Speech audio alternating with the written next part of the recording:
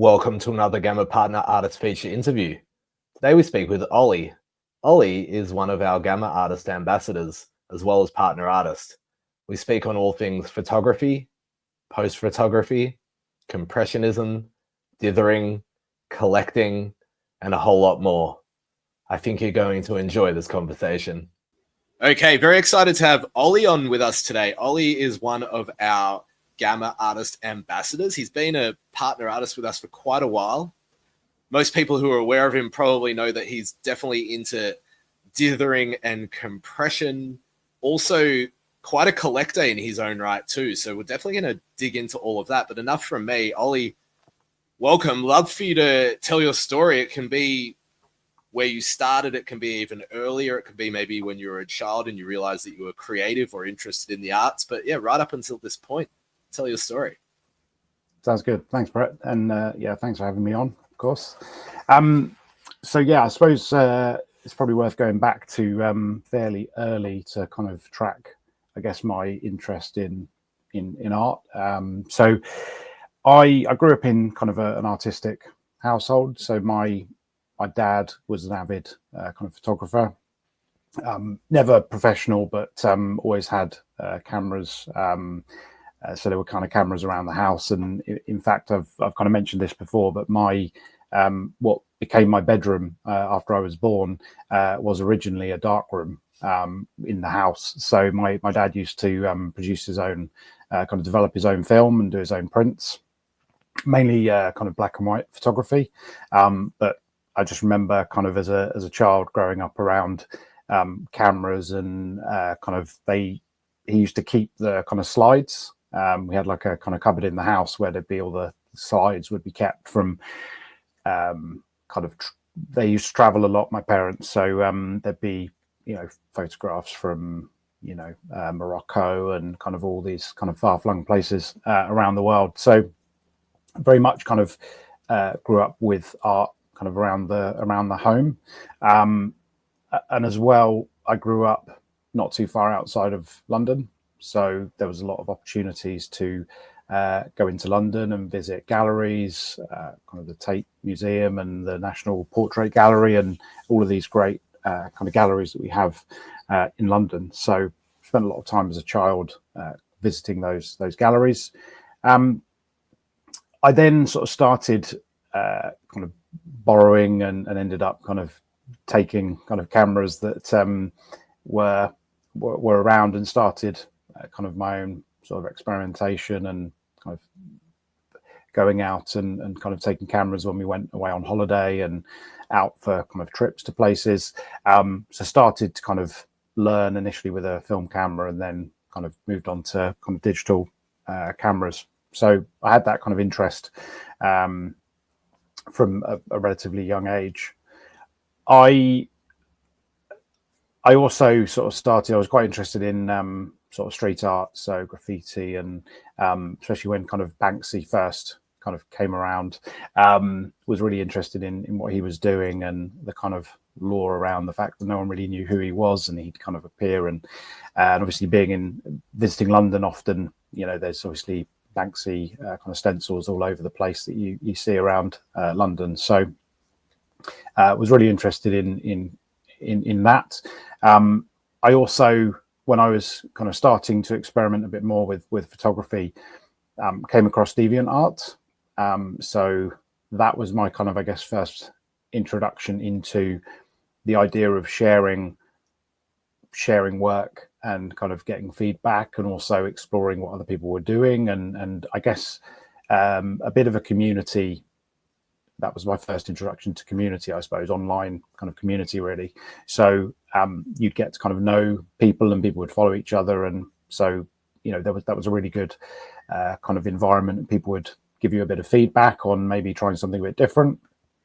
So that was a great opportunity to really kind of learn and reflect on, you know, what you were doing, and kind of try and push things a bit further and experiment in different areas. So that was really, and that was probably, I guess, around kind of 13 to 16 years old, kind of playing around and kind of sharing work that I was doing. School, I didn't have a huge amount of interest in school. You know, I was kind of always wanting to do more creative things. So not great with the maths and English, but was really interested in art and in graphic design and in kind of technology and more of the kind of practical applications and kind of creative subjects within school. So kind of went down a path of computing and also graphic design. And eventually, when I was kind of deciding what I wanted to do when I finished sort of secondary school, which was, I guess, kind of 17, 18 years old, decided to apply to art school. And I ended up getting a place to study graphic design. And the course as well it was kind of designed that you would kind of start off and there would be a year that would be experimenting with a bit of everything. So you could do illustration, some kind of video, sort of videography, and then also photography and kind of other aspects as well.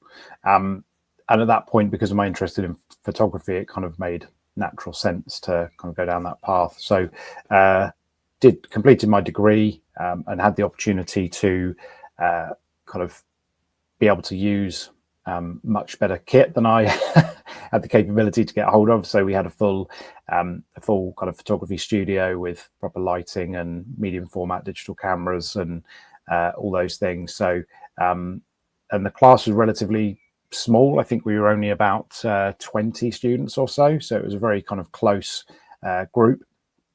And I've said before, I think one of the most important things that I kind of learned from going through that experience was around the kind of importance of feedback and kind of pushing things and trying different things.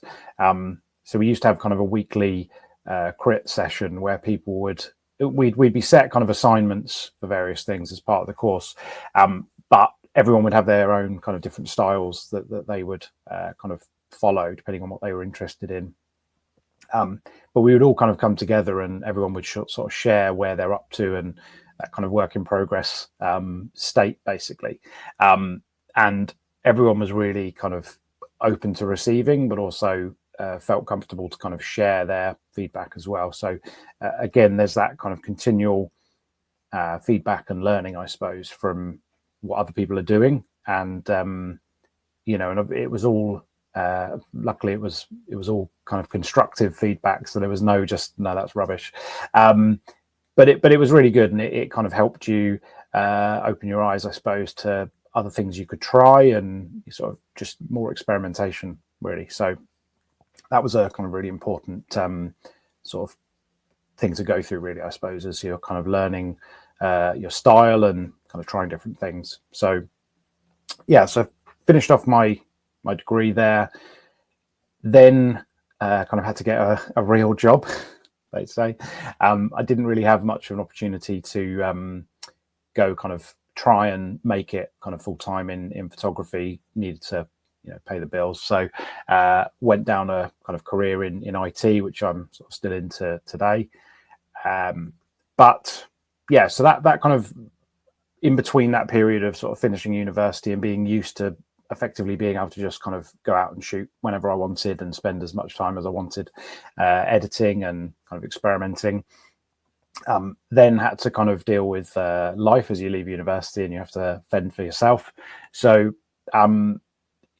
had less time to spend, I suppose, kind of going out and shooting, but always still kind of had a camera and took a camera with me wherever I went, even if it was just kind of shooting, with my phone, whatever I kind of had to get my hands on, I suppose.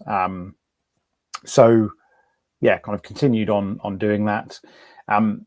Came across NFTs. I'd kind of was aware of crypto and obviously Bitcoin and Ethereum, but never really kind of dipped my toe into the water at all, really, until around November time, 2021. I've always been into kind of sneakers, so my entry into NFTs was effectively through Adidas. So they had obviously they kind of came into to Web3 through this kind of Into the Metaverse project, and effectively it was kind of a free claim for people who had their Adidas Confirmed app, where they released the sort of more limited sneakers. So got this kind of PO app at the time, and then I ended up selling that, and that was my kind of initial funds to say, okay, let's have a look and see what this is all about. And then kind of journey from there has been full of ups and downs, I suppose. Started off purely just collecting. You mentioned, obviously, I've effectively been sort of collecting digital art at least for the last kind of 3.5+ years, since I first started being kind of more involved through Discord and then through X, obviously starting to meet people and follow people and join kind of communities and groups of people. So it kind of very much started with initially, people were making a lot of money, and you were hearing lots of things about people making money. So kind of went in head first, really, and just started kind of seeing how it worked, and kind of just getting a feel for what people were doing and that side of things. So pretty much very much started with more kind of, I guess, PFP and kind of those types of communities. But then, when you then see everything you've kind of bought, you look at what things are worth, and all of a sudden they're down like 90%. So that would have been, I guess, like early 2022, right, when the market just took a bit of a tank. And I kind of realized this is, it's not really enjoyable being so kind of involved in watching these kind of prices going up and down. So I kind of decided at that point, I'd always been interested in art, and I was seeing obviously what some people were kind of putting out, and so I thought, I'm basically just gonna sell everything I have bought to this point in time, and just start to collect what I liked, and that's kind of the journey I've been on, I suppose, for the last at least 3 years, really just kind of trying to collect work I liked and support people that I believed in the space, and now amassed a fairly sizable collection, both on Ethereum and ordinals as well, of course, and just kind of I'm kind of reflecting back on that now as I start to put some more time and effort into my website that I set up a little while back. Played around quite a lot with the kind of gallery sites, so Deca and gallery.so, and some of those other options, but they were always kind of limited. You didn't have as much option around kind of making it your own, and of course you couldn't really use your own domain for those things. So I set up my own kind of website, and I went through a long sort of tedious process of manually going through and recording with the information that I wanted to record about pieces as well, and started building up a database really of work that I've collected over the years, and now I'm kind of in the process of kind of re sort of designing that really, and starting to kind of use that a bit more, I suppose, for people to be, that's the place to go and see, sort by artist, and kind of I've even included things like keywords for the pieces, and also the primary color of pieces. So it then means on the website you can actually filter by blue, and it will show you all the primarily blue pieces of art that I have, and then you can sort of filter it in whatever way you like. So that's going to take a while to get that fully kind of up to date, but that's been I find it's a good opportunity to look back, and because often you collect these pieces, and obviously you can display things on displays and look at them in your collection, but you don't often go all the way back to see some of the first things you collected and you've held for the longest. So it's quite a kind of a nice experience to go through, and you can kind of sit with the art again and remind yourself of why you sort of collected that particular piece in the first place. So yeah, that's kind of I guess the background of where I started from, and kind of where I am today, I suppose. Yeah, it's quite the story, and we definitely need to get into you as a creator as well, because obviously we finished on the, I suppose, on the collecting front, which I definitely also want to discuss, because I think obviously it's going to correlate across with how you create and perhaps what you create. If we think right back at the start, you were quite influenced. Your bedroom, prior to being a bedroom, was a dark room. Yeah. Seems like, I don't want to put words in your mouth, but like photography was almost in your blood from the start in that way.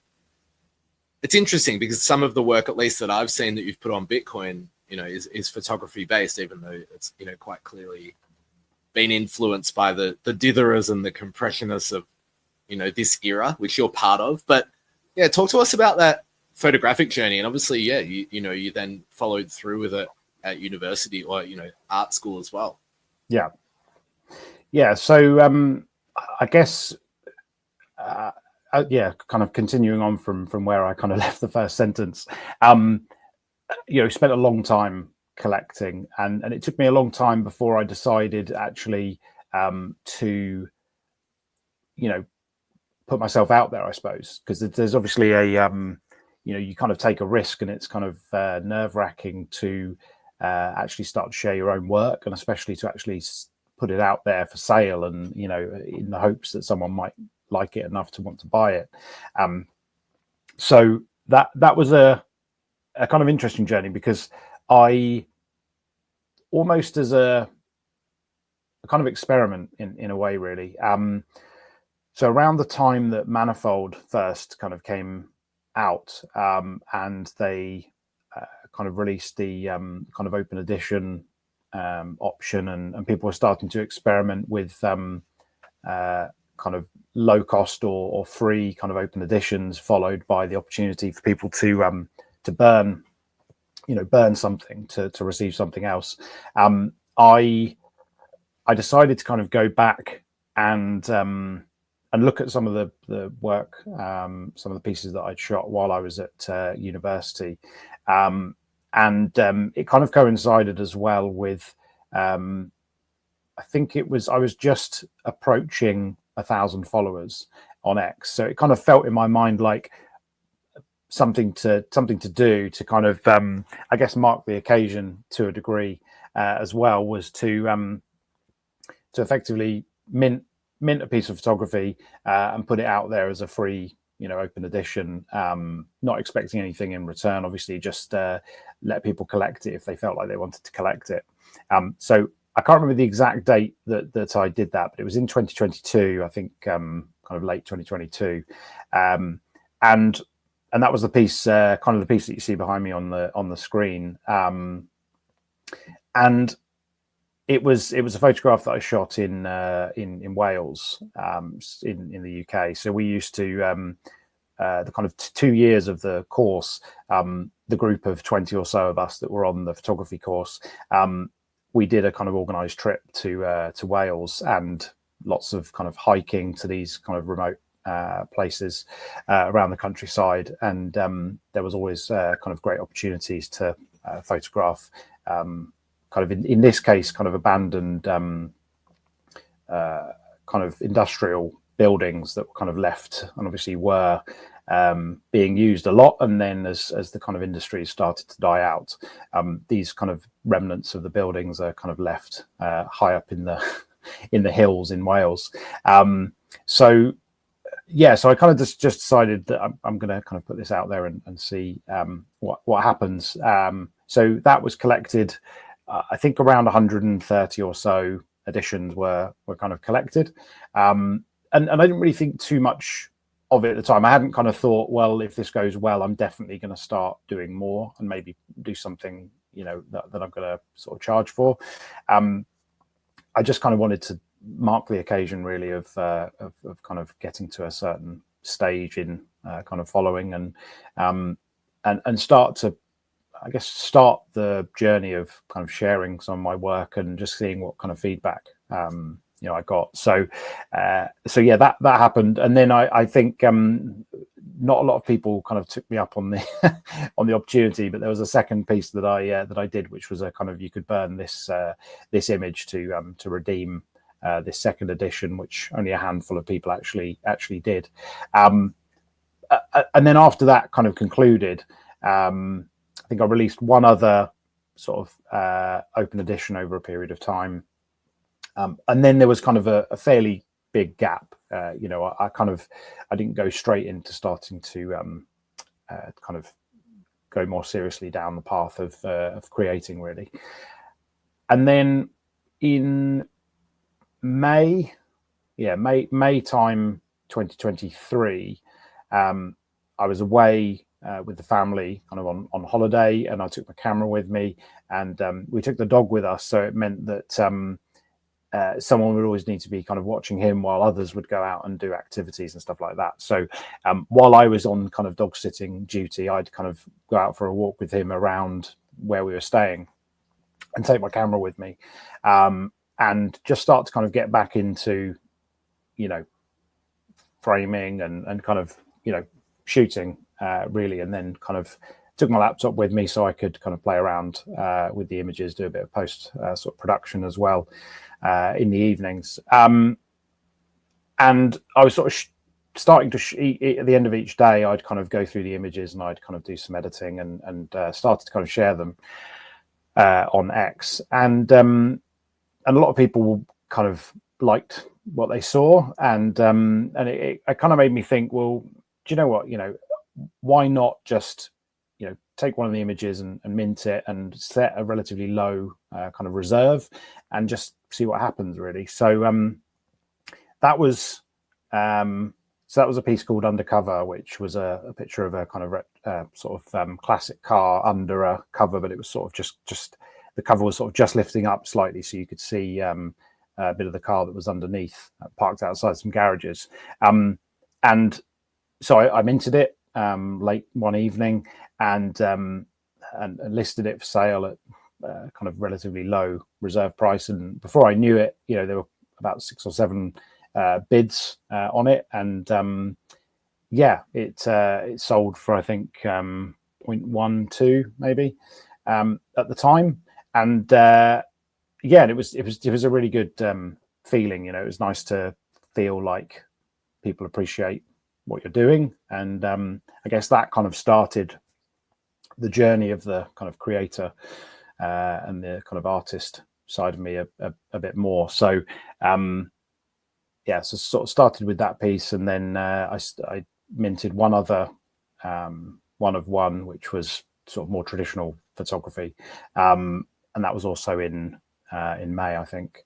And then this is where I guess the kind of my most recent work started kind of going down that path, really, I suppose, of dithering and also kind of minting or inscribing work kind of on chain, really. So I spent a lot of time, obviously, because I was collecting, had been and always have been kind of collecting. It is really interesting to sort of see what other artists are doing, and came across Did back when I think he released his first kind of fully on-chain piece, which I think sold to Punkasso. I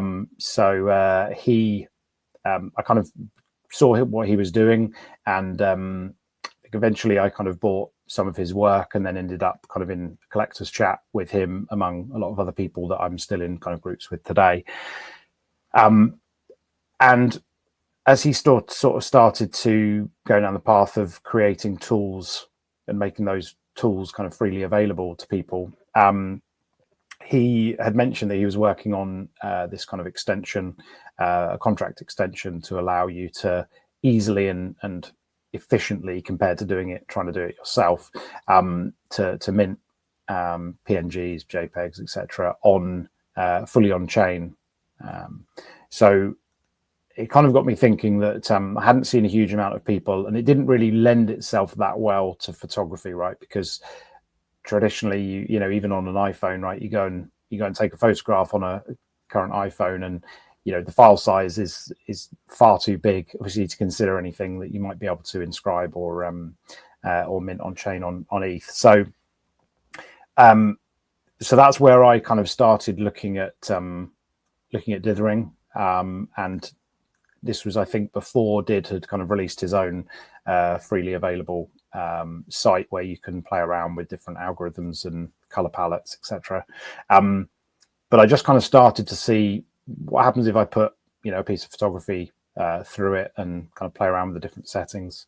And so that's what got me kind of going down that path, really, and found that it was an interesting combination of the constraints. Obviously, you've kind of got a number of different options, and obviously I recently wrote a kind of blog post that was shared on Gamma around the options you have, really, when it comes to inscribing on Bitcoin, or obviously kind of minting something on chain on ETH as well. Same principles apply.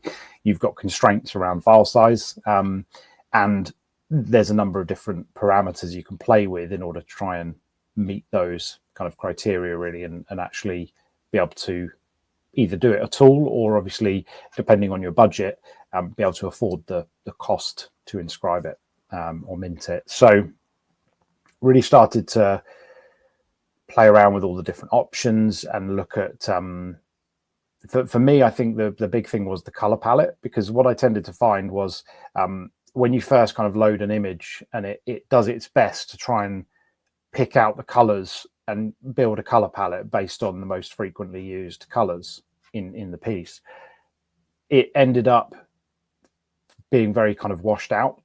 And that really, I wanted to kind of try and bring, I suppose, try and retain the quality and the kind of artistic value of the piece. Didn't want to just kind of do a just kind of run it through and just whatever comes out, that's what I've got. So the most time I spend really is on building up that color palette and just subtle tweaks of each color, because you can make a very slight adjustment and all of a sudden the image is completely black almost, or it's far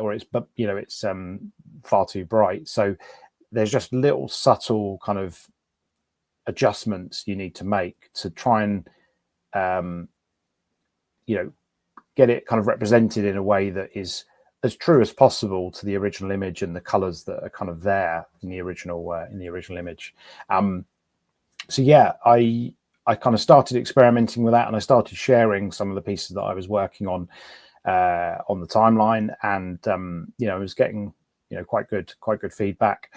So then I think around mid-June was the first piece I released. So I minted that using DID's Efficax kind of contract extension, and kind of listed it for, I think I effectively, because the cost then, and to a degree now, right, it's more expensive to inscribe on Bitcoin, or obviously to mint kind of fully on chain, compared to minting via Transient Labs or Manifold, or obviously those where it's storing it on IPFS or Ol1y. Those are much cheaper kind of ways to mint work. So I kind of figured, look, I wasn't looking to try and make a load of money from this. It was just that I was enjoying doing it, and to me, if I could manage to kind of break even and continue to be able to create work and put work out there, then to me that was a kind of win at that point. So I listed it for effectively what it cost me to mint. So I knew at least I might lose a little bit after commission, but I'd then have those funds back to then work on the next piece. And thankfully, I listed it with a reserve, and the reserve was hit fairly quick after I released it. Only had the one bid, but that was all I needed, right? And that piece ended up in a great collector's hands. And yeah, I kind of then took that to say, okay, well, there's interest there, and obviously people, there's someone who at least likes what I'm doing. So I'm just going to continue kind of experimenting, and ended up kind of creating a collection of I think we ended up at 8 or 9 pieces in that first kind of one-of-one collection. And the last piece I kind of actually minted for myself, and kind of sent it to myself, and then later teleburned it actually to Ordinals. So that was a fun little kind of experiment as well. But yeah, since then things went kind of in a, you know, quite a fast kind of upward trajectory, I suppose, in terms of interest in auctions and sales. So I kind of continued to release pieces kind of bit by bit throughout 2023. And then in late 2023, I was accepted onto Super Rare. So in January 2024, released the first piece in a series on Super Rare, which went for a lot more than I was expecting. There was a few kind of big names got involved in the auction, and that was, you know, that was kind of a bit of an eye opener, I suppose, in terms of I think it's quite easy to find yourself with kind of a bit of imposter syndrome in terms of like you're kind of looking at all these other artists out there and obviously seeing all the work that the amazing work that they do, and then to see then, you know, pieces that you've created get that kind of level of interest is quite a lot to take in, really, at the time. So so that was since then I kind of closed out that first series on Super Rare, and then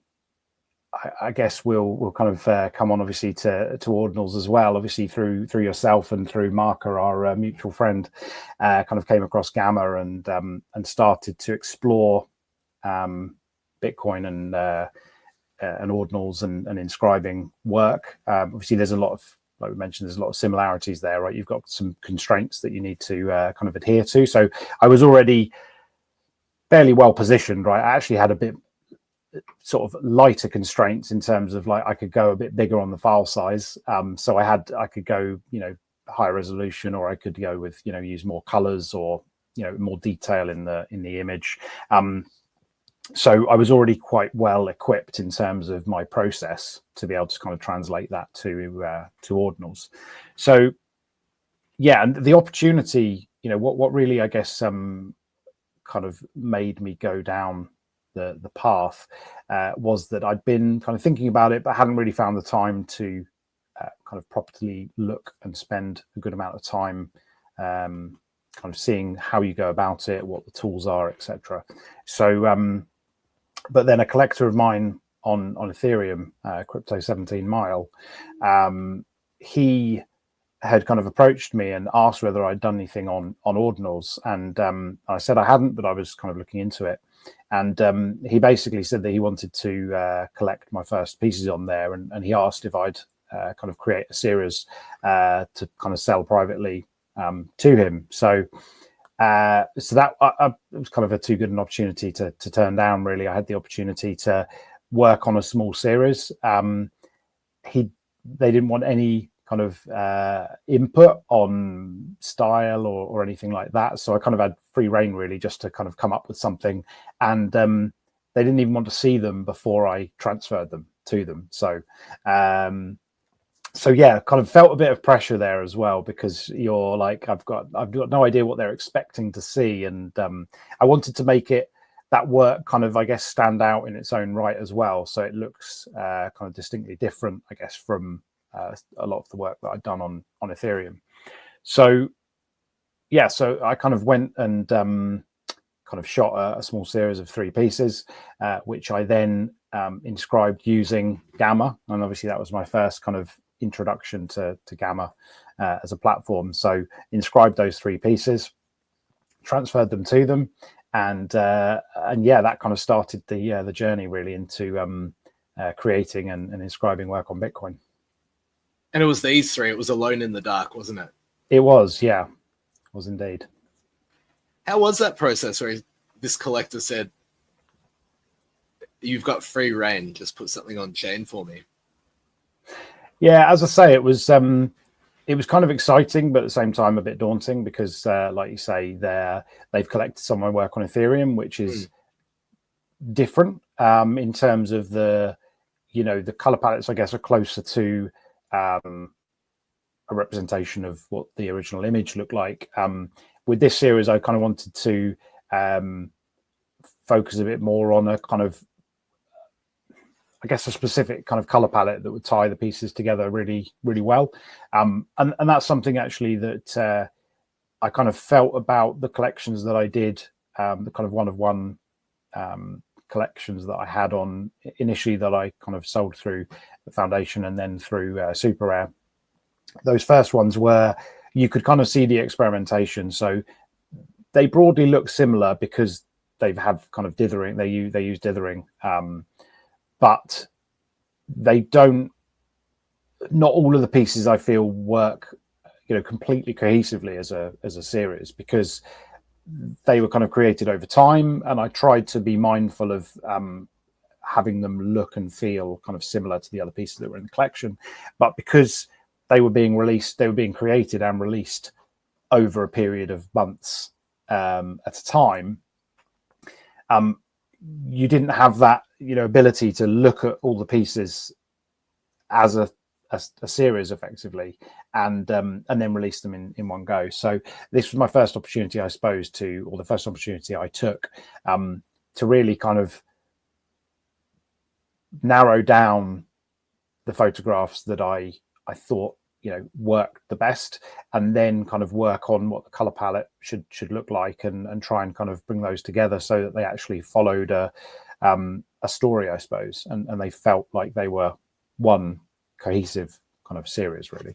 And so that was kind of the process around that, and that's something that I've echoed more in my latest series that I released on Super Rare. Those are a series of 3 pieces which I released all at the same time, and they are all using the exact same color palette. So that's kind of something I've enjoyed doing more, rather than just kind of doing bits and pieces over time. It feels now I'm at the stage where I want to actually put together a bit more of a small body of work that's released, and they all kind of gel together really in that way. Yeah, no, it must be really interesting, particularly when it's across 3 pieces, because individually they are quite different shots, but obviously, like you said, through color and through the way you worked on them, you created that cohesion. It's a different way of looking at it. I wanted to ask, you mentioned a little bit back about those critique sessions with your, I guess, colleagues, fellow students at university. Has any of that, followed through or continue on in the way you think about your work? Did you receive any sort of like pertinent feedback that stuck with you? Yeah, definitely. And it's something I've spoken about quite often actually, is that I think it's really important to kind of find yourself in amongst a group of your sort of peers who aren't afraid to kind of share feedback, and it's important to ask, to get feedback and share kind of early glimpses of something you're working on, and kind of get that feedback from others. So I've been fortunate to be in a group that kind of formed.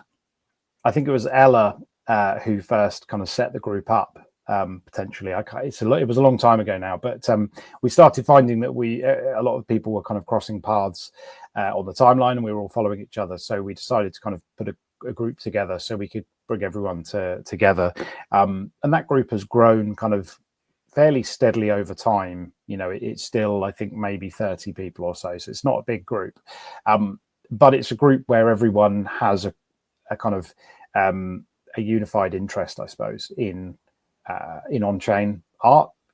Fully on-chain art really it was kind of the thing that brought us all together, and lots of people have kind of gone on to obviously release work on Bitcoin as well, to one degree or another. So it's obviously you had Daniel Todd on previously. He's in that group with us and has been there since the very beginning. So for me, that's still a really important part, is either as a group or having people that you feel that you can share work and get, look for feedback, seek feedback on, to see. And that, to me, that can be about the work itself, or it could be about the way you go about releasing a series, pricing, those types of things. Because I think there's obviously a lot of kind of opinions that people have around pricing, and obviously it's a very personal thing. A lot of people, I think, get maybe caught up on the, especially artists that sold work for substantial sums of money in 2021, when people were making a lot of money, in the market. You have to be aware of the current market, and you have to kind of, if you want to see your work in collectors' hands, then I think it's just, you just have to kind of come to terms with the fact that you have to do what's right for you, and not worry too much about what other people might be doing. And if you want that work to find its way into the right hands, then it will do so. And I think that's the same for collectors as well. Obviously, if people are looking to collect work, it's worth speaking, reaching out and speaking to artists and talking to them about their work. And obviously there's been a rise in kind of private sales, etc., especially obviously as the market was kind of down. See, we're starting to see a lot more interest, and a lot more kind of interest has been sort of returning, it seems, to art, which is great to see. But obviously, go back 6 months ago or so, and things were relatively bleak, and so there was an opportunity, I suppose, to collect art from artists that you admired. You may not have been able to afford kind of in the past. So there's bottom line, really, I suppose it's I think it's really important to kind of surround yourself by a group of people that aren't afraid to kind of share their thoughts and feedback, and that you feel that you can kind of open up and share those things with people as well. So it's a beautiful segue into this piece, actually, because speaking of feedback and seeking opinions and whatnot, you and I had this great discussion about opening up this for collecting again, and then it ended up selling out. You can briefly comment on that. That was just a bit of a playful segue, but this was your Genesis, I guess, prints or digital editions on Bitcoin, Sunrise Silhouette. Tell us about this piece. Feel free to comment on that story. And again, we can see, I guess, that Sure. color choice and dithering and compression that's gone on here as well.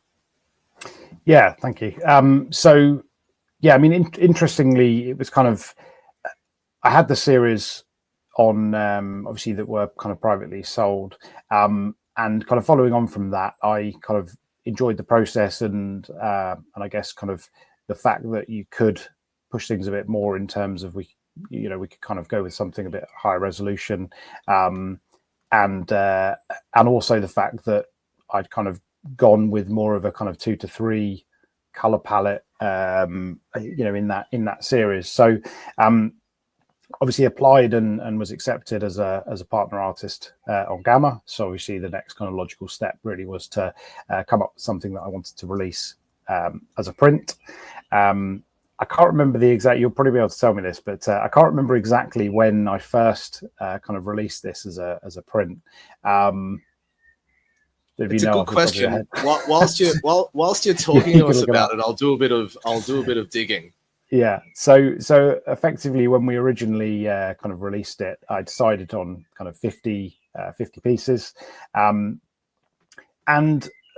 straight out the gate, a good number were kind of being collected by people, which was really, really amazing, and it was really kind of appreciated, because I think what I've tended to find with Ethereum kind of collectors and Bitcoin collectors is there is a bit of an overlap to a degree, but actually there is also people who only collect ordinals and people who only collect on Ethereum and don't touch ordinals. So you've got that kind of those kind of separated collector bases, which obviously when you release something, or when I released this piece, I wasn't really well known in the kind of ordinals space essentially at that stage. So I didn't really know how it was going to do, but I priced it relatively low, and I thought I'd just kind of put it out there and see what people want to whether people want to collect it.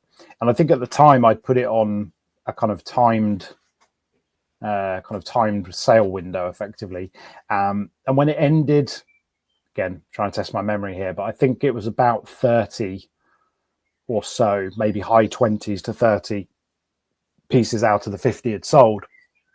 And it ended, and then obviously it wasn't available to kind of open up at that stage. And I was, I was fine with that. Obviously, I'd there was a lot of people who collected who were primarily kind of collecting on Ethereum, but wanted to kind of support, so they collected it, as well as obviously people within the kind of Ordinals community that collected the piece as well. And then skip forward, might have been approaching a year later. I'm trying to think back now, the time difference. You can probably see in the activities of the last sale. The original piece, I just had a look. The original piece that it's based off, because that's how editions work, they point back at an original piece, went on chain on the 1st of the 3rd in 2024, so 1st of March. At least my time. So perhaps it was the day before for you. I think it shows local time on ordinals.com. But so that gives us a rough. It might have been a year. I think it probably was a year, because it was definitely this year that we had the conversation. So obviously, yes, kind of skip forward then to I hadn't done any other work on Bitcoin at that stage, but I'd obviously kind of somewhere in that that kind of journey. She was kind of invited to become an artist ambassador for Gamma, which obviously has been a great experience. So I kind of focused more of my time on supporting people who'd recently become kind of partner artists, helping primarily with the kind of compression side of things. So yeah, and then obviously you and I were having a bit of a catch up, and you were sort of we were talking about kind of the idea of if things haven't sold out, do you just leave them, or and kind of just say, well, that's now the edition size, or do you kind of open it back up and give people the opportunity who might now be collecting on ordinals who weren't in the past, etc. So obviously, but between the two of us, we decided, let's go for it. Let's just open it back up again and announce that it's been kind of reopened if people want to collect it. And I think within a day or two, those remaining 20 or so pieces, editions, were sold, and now it's 50 sold. So it was a good decision, and obviously it's good to see more of my work in more collectors' hands. So it was a great thing to do. Totally, and I love it. I love that albeit maybe a little cliche, not that I think this was your aim, but the orange is also very Bitcoin, and sunrise silhouette's a very, you got that alliteration in the title. Are titles and descriptions and something that you spend a bit of time on? I know some artists do, some artists don't. Yeah, so the interesting thing I think with titles, and people will probably rip me apart for this, but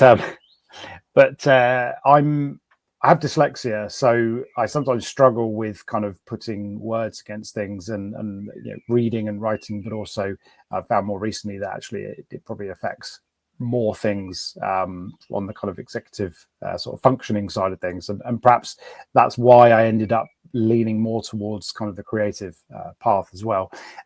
But so I often find myself kind of struggling a bit with kind of coming up with names for things. So the approach I kind of tend to take now is sometimes a name will just kind of come to me, and like you say, the alliteration, that is something that I kind of sort of followed through a bit. Not every piece, right, is kind of alliteration, but some of them it just kind of works well for that particular piece. So I kind of ended up having a kind of back and forth conversation with ChatGPT just to be like, what would you call this? And and then most of the time, and probably some people might have kind of guessed at that to a degree, that it's like it's that alliteration. It's using words that a lot of people wouldn't tend to kind of use. But for me, it ended up kind of fitting quite well with the piece. And the orange, like you say, that was kind of a nod to be, this is the first kind of print I'm releasing on Ordinals, and Bitcoin orange. It kind of just felt right as a color palette for that piece. So it was really fun to do. I think it worked really well. And we'll have a quick chat about just, the use of AI. I think it can be used so effectively. This was one that I had forgotten that you'd done, but obviously, we had that runestone challenge all the way back in the day when the runestones took off on Bitcoin, and this was a fun one. Obviously, a play on words with keep off the dunes. This was a danger, keep off runes. Yep. Yeah, so that was a kind of photograph I took at the seaside. I'm in a fortunate part of the world where we've got access to London in a reasonable amount of time, and also other parts of England and the UK. But also we've got kind of really nice coastlines within kind of not too far sort of distance from us. So I kind of took this photograph, and then kind of when the competition came about, I was kind of looking to see if I had something else. And obviously people were kind of working to incorporate a runestone kind of into, a piece. And I kind of just saw this and immediately I thought, well, I could change the type on this painted sign. Obviously it was painted on the kind of barrier protecting the dunes, that I could just kind of sort of play around with that. So more kind of obviously sort of post-production, and then a bit of kind of editing to change the wording, and then obviously kind of drop the runestone into the scene. But that was a really fun. I think there's something to be said about kind of setting yourself a challenge or getting involved in kind of I guess this is what kind of ties back, I suppose, to the days at university where you're set kind of an assignment and you've got to kind of work with a preset kind of sort of task that you've got to work towards effectively, and some, again, kind of to a degree, constraints, I suppose. There's certain things that you have to incorporate, and you've got to kind of, but you want to obviously use your own style, and you want it to look and feel like it's your work. So it was a really fun kind of exercise to do, and a little kind of project to be involved in. Yeah, it's a nice analogy, actually, thinking about it like a university task. You kind of get set a theme or a topic or even a prompt, and prompts a little bit of a segue into what I wanted to chat about as well. And you need to kind of rise to that challenge. Yeah, so you created when we put out the deck, and I think you've also been part of the Continuum calendar recently. You've played with AI as well, and obviously as a photographer, how do you kind of like dance that line? You can kind of create in really unique and different ways, obviously with a camera, but obviously without a camera, and with AI to create that photography-like effect. Yeah, where do you, not, no judgments whatsoever, where do you sit on it? How do you use it? I know you've used it in some ways in certain parts of your work.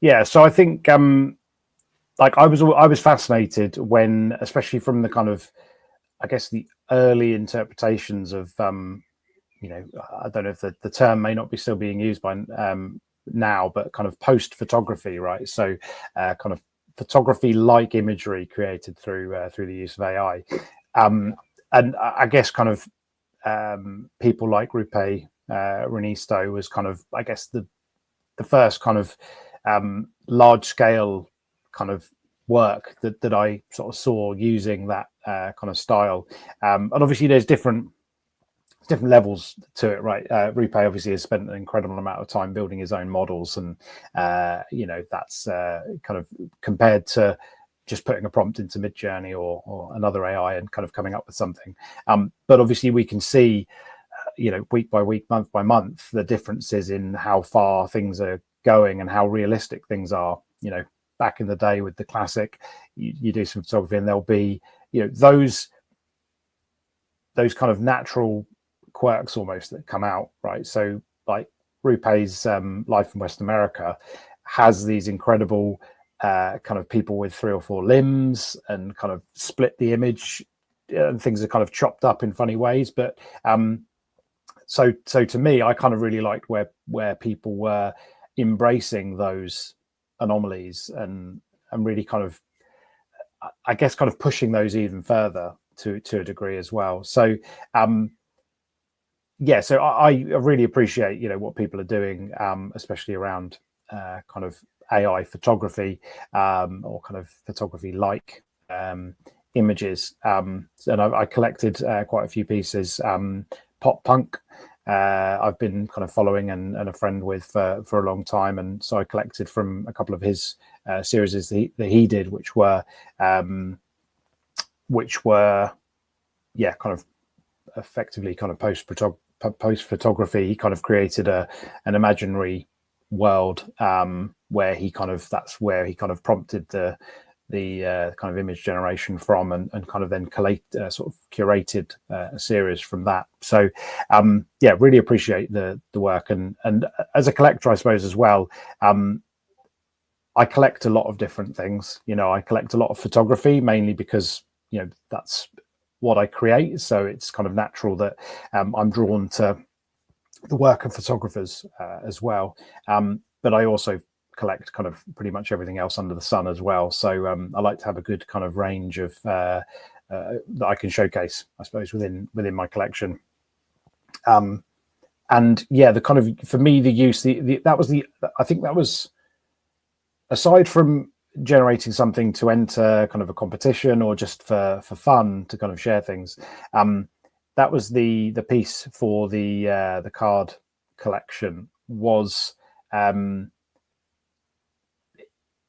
was struggling to get to a point where I had a photograph that I'd either taken or could stage and photograph, that I felt kind of worked well with the kind of brief, really. So so I kind of went to Midjourney and kind of generated an image from there, and then kind of applied my same kind of effect from there. So it sort of stands out as being something that isn't exactly in the same kind of style, because the kind of primary image is not a photograph, or at least a natural photograph, whatever way you want to look at it.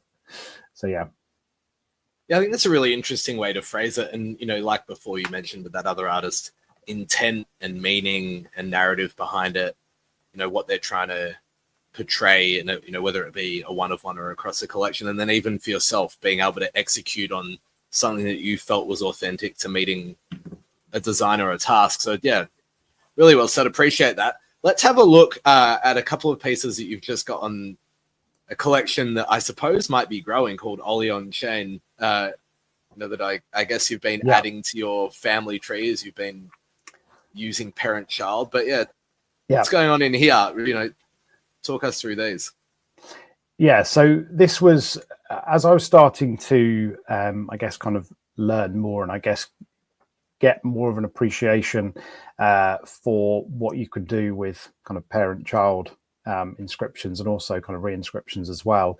I was kind of mindful that when I did my first, when I released that first series, obviously you assisted me in kind of setting it up so it appeared as a collection on Gamma, but I was aware that outside of Gamma, they were just three inscriptions that had no relation sort of to each other. So so I kind of started speaking with people, and I was kind of realizing, oh, okay, maybe I should look to kind of do a bit more about that kind of family tree. And to me, it's really interesting that, you know, on Ethereum, obviously there's various kind of sites you can go to, and they're indexing things, and kind of people can edit kind of information about collections, but they need to do it on each individual marketplace effectively in order to kind of have that information stored. Obviously there's certain bits of metadata that you can kind of record, but you've got a contract, and it's not then tied, apart from a wallet that created the contract. There's not that kind of tie there. So to me, it was really interesting that you could create that kind of, in some ways, very kind of complex structure and kind of hierarchy of your work, kind of going up into a kind of parent or kind of artist seal, as a lot of people have kind of referred to it. So when I then came to do some other pieces, and it actually started with deciding that I was going to, just as a kind of personal experiment, I'd done some teleburning of other people's work, and I also wanted to kind of do something myself with that. So I decided the piece that I had minted and sent to myself effectively that I was going to keep and not sell, which is the other image in the collection. I decided to kind of teleburn that myself as a kind of first sort of experiment, really. And when I did that, I decided, okay, I've got this artist seal because I did a collaboration with Ella and Vivid Gallery to put together the I kind of input into the kind of one of the sort of special edition from her collection, Vortex. So I had this kind of artist seal, and it very much kind of aligned to, it was based on the kind of color palettes used in my first kind of series of 3. So then I decided, actually, let's create this properly and start to kind of build out that kind of collection. So what you're seeing here is kind of my artist seal, and then that already had a relationship with a child being Ella's piece in Vortex that I kind of created the color palette for. Obviously, there's that tie-in of the kind of reds and blues. And then I kind of created inscriptions for the kind of collection seals for the original Alone in the Dark series, and then also one that I was then going to kind of teleburn one of the pieces from Ethereum onto. So it took a little bit of work, and it took some trust from the collector, but Crypto 17 Mile kindly agreed to send the 3 pieces back to me so that I could then reinscribe them with the parent of my artist of that collection seal. And so now everything ties together really nicely in that way. So it feels like it's now I've got a kind of neat structure of how I'm going to organize those things. And at the moment, as I say, I've got the kind of Alone in the Dark.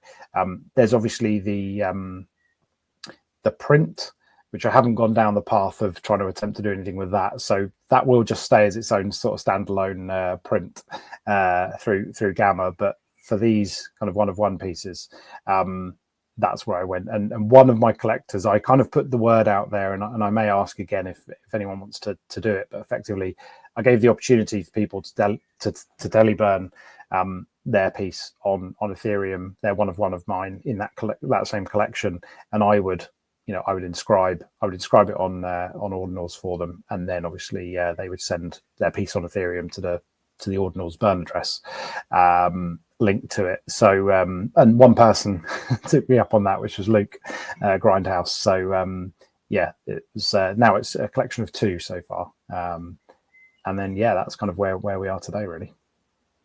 Yeah, that's really cool. And also shout out Luke, who you curated into a guest release as well. So if he watches this, congrats on that, Luke. Yeah, you mentioned a little bit before that you recently, we published an article that you wrote. Thank you so much for that. As we can see here, compressionism, embracing the constraints. And you make this great comment. People can go look at it at blog.gamma.io, but you make this great comment that we'll start to wrap up with. I love that every byte of your image is the inscription. And I think, people can read through, and like you said, there's a bunch of links and it talks people through compression and your thoughts on it. But yeah, let's wrap up with that. Every byte of your image is the inscription. It's very poetic. We've heard, as you've been considering your work and talking us through your photography and your process, that it seems like you do have that attention to detail. That's what that sentence kind of tells me. Yeah, I think for me, it was really about the fact that, I suppose to a degree as well, every byte kind of matters as well. Obviously, everything mathematically it works detail, as well. Yeah, exactly. So every bit of detail there is kind of important, and when some of my pieces in particular, there was a piece I did which was kind of looking over a kind of motorway effectively with cars and kind of the light trail, and when I started working on those pieces, it ended up quite kind of messy in a way, where you've got kind of different colored pixels, and they were kind of, it wasn't as kind of clean as I wanted it to be. So I found myself going to the degree of kind of zooming in as far as you possibly could in Photoshop with a 1 pixel paintbrush, and effectively just kind of tidying up the bits that I wanted to, you know, to kind of have as one kind of continual color within the image. So for me, I think the idea that that, you know, it's kind of, it's rewarding, and also it just kind of shows the level of detail you might need to kind of go to when you realize that if you zoom out, it's markedly different kind of when you've applied that kind of process to it, and you've tidied up some of the things that maybe didn't work exactly how you wanted to as part of that kind of process. But alongside that, I think the idea that what you're effectively doing is kind of taking an image and effectively kind of breaking it down into its code effectively, and storing that code, you know, within the inscription or within the obviously within the token on Ethereum. And so, you know, that for me has always been something that I found kind of important. And that's not to say obviously that things are guaranteed to last forever, but with a lot of the things that we've kind of heard over recent times, with marketplaces closing down, etc., and artwork that had been stored on IPFS, to me it kind of felt like, you know, for me, to have that kind of, I guess, higher probability that artwork would last as long as the blockchain itself lasts, that, you know, just kind of clicked for me, and that's, you know, that's obviously why I've spent 2 years now, I guess, creating work fully on chain. A beautiful place to wrap up. Couldn't agree more. I think on chain is definitely the way. It's a pleasure to work with you as one of our ambassadors, and obviously one of our artists who releases work on Gamma. So looking forward to whatever you do next. Thanks so much for your time, Ollie. No problem. Really appreciate it. Thanks, Brett.